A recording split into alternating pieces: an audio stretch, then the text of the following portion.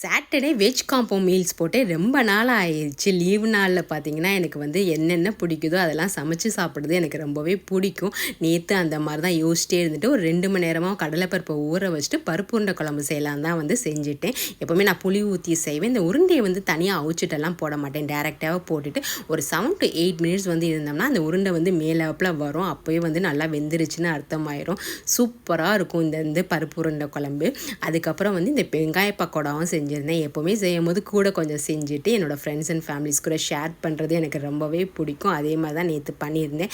சூப்பரான வாழை இலையில் வந்து நான் அப்படியே சுட சுட சாதத்தை போட்டுட்டு அவரைக்காய் பொரியல், உருளைக்கிழங்கு வறுவல், இந்த வெங்காய பஜ்ஜி, உருண்டை குழம்போடு வந்து அதை மிக்ஸ் பண்ணி சாப்பிடணும்.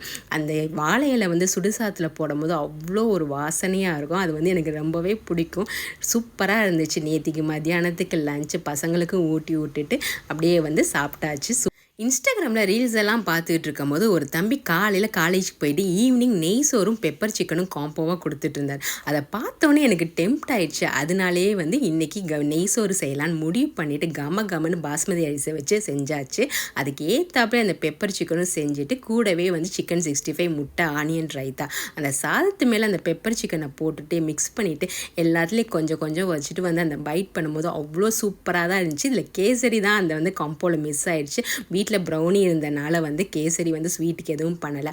பட் வந்து எல்லாத்தையும் வச்சு சாப்பிடும் போது அவ்வளோ டேஸ்ட்டாக தான் இருந்துச்சு. சாப்பிட்டுட்டு ஒரு வந்து குட்டி தூக்கத்தையும் போட்டு எந்திரிச்சாச்சு. நாளைக்கு மறுபடியும் வேலைக்கு கிளம்ப வேண்டியதான்.